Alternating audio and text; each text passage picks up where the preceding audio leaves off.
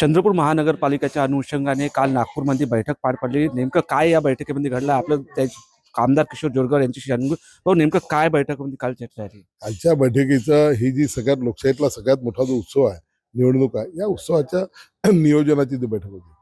निवडणूक लढत असताना अनेक प्रकारची कामं असतात, नियोजन असतात आणि ते सगळं करण्याच्यासाठीची ती चर्चा होती. सोबतच शिवसेना जो आमचा मित्रपक्ष आहे, त्या शिवसेनेसोबत युती करावी त्या दृष्टिकोनातूनही त्या ठिकाणी चर्चा झाली. शिवसेनेचे नेते आले आणि त्यांनी सांगितलं की त्यांच्या ज्या काही जागांची त्यांची मागणी होती, काही आकडे सांगितले. 12 जागा मागितल्या त्यांनी.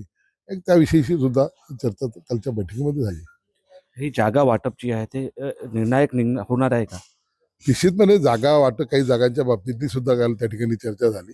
एक सर्वे पार्टीच्या वतीनं करण्यात आलेला आहे. तो सर्वे आला की यावरती पुन्हा एकदा चर्चा होईल.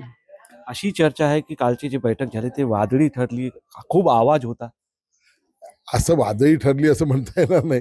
याच्यामध्ये आता हे खरं आहे की चंद्रपूर म्हटलं की आवाज आहेच, त्याच्यामुळे लोकांना असं वाटतं की आवाज मोठा झाला, असं वगैरे काही नाही. ते जनरल आपल्या जे असते टोन, त्याच टोनमध्ये बैठक त्या ठिकाणी पार पडली.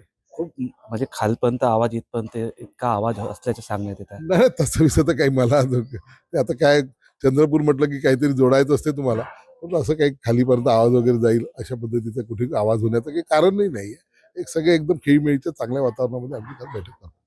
या निवडणुकीमध्ये मुनगंटीवार जोरगेवार एक दिसणार. निश्चितपणे एका पक्षाचे आहे आम्ही.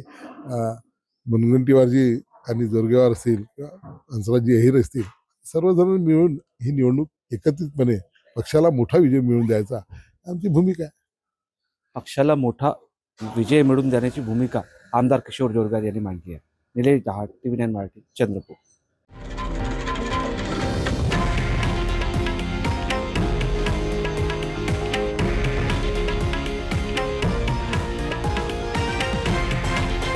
हे आहे देशातील नंबर 1 न्यूज नेटवर्क आणि आपण पाहत आहात TV9 मराठी, एकमेव.